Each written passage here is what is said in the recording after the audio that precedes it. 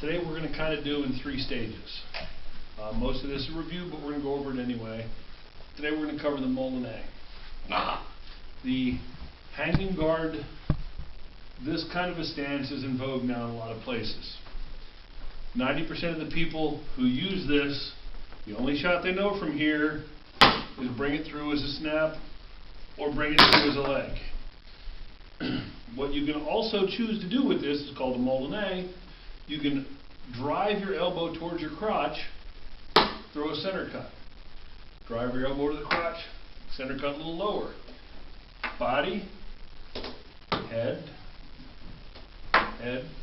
You can take these, you can add a slide step to get in their side of their shield. Throwing, slide. I'm further across. Slide, recover into my stance. Timothy doesn't fall for that one, by the way. There's a lot of things that I started working the Moulinet because I used to throw snaps and I would pose. It was all about speed. Hi. Smile. I used to throw snaps and it was all about speed. I was solely concerned about getting my sword from A to B as quick as humanly possible, and I would invariably pose.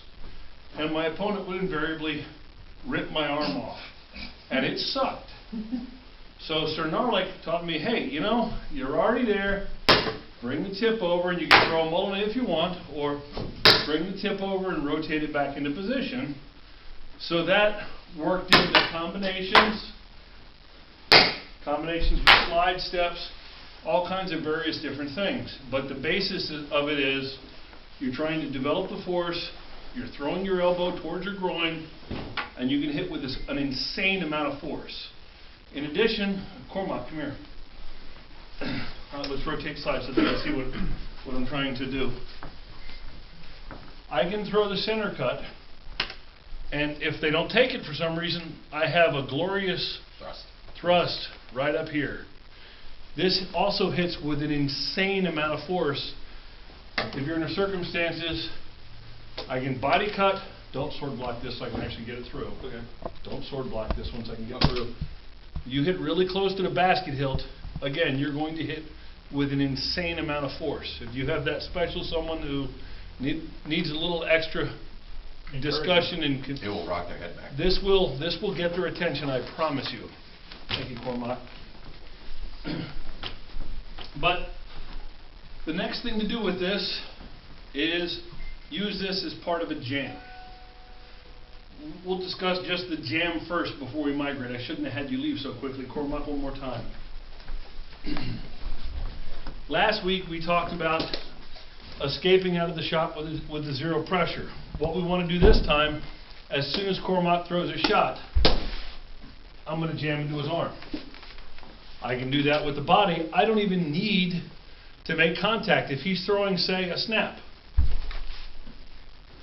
you know, clearly that's not going to hit me with any force. And you can use all these things all you want. He throws again. I'm here. I can do that with a Moulinet as a block. When people are in their typical hanging guard, throw a headshot at me. Yay. Again, throw a headshot at me. Yay. Throw a headshot at me. Now, look, isn't that fun? Counterpunch out of that. He throws a headshot. As soon as I make the block, coming right in off the block into the body, I can combine it with the jam. He throws the headshot. I'm throwing in past. It works with whatever shield style you want. It works really well with things like two-sword. Want to go get him? Another.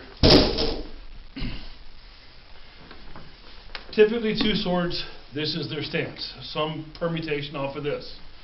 If I do a Moulinet style block, obviously I can counter punch into it. But why bother? Look, I'm still blocked. I've got this glorious shot because I haven't used the effort. Throw it again. If I do this, I'm not in position to throw with this left hand. You know, I can kind of pandy bat with a little bit of force, but I'm not really going to hit. But if I block, I'm chambered to throw through, works through to either hand. If he throws to the other side, same thing, works against the lefty. With a buckler,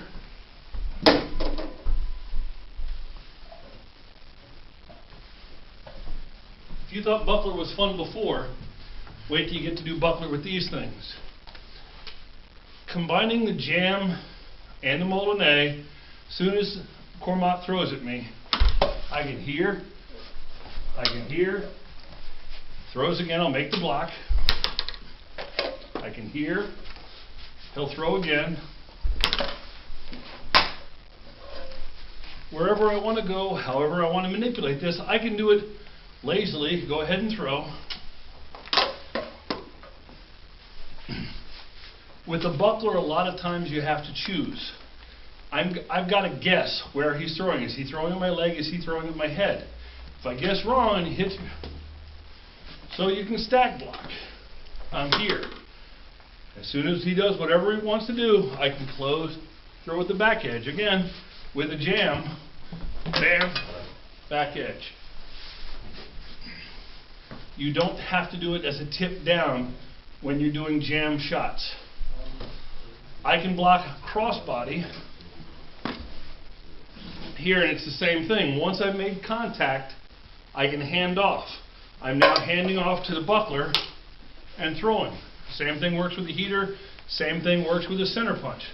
Crossbody. If I'm going to crossbody make the block, I can take my feet, close, my heater is now inside of his shield. As soon as he starts to return, I can do wherever I want to because I've already made the block. Same shot as a hang down.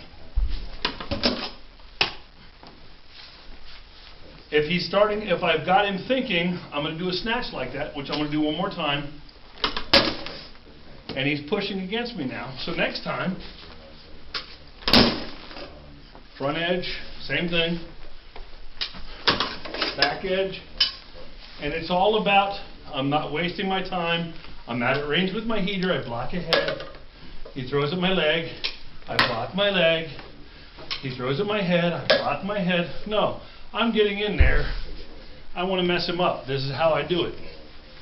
A lot of practice, but it all comes down to getting the Moulinet down first, where you can pick your target, hit that little teeny thin strip, and figure out where to go from there.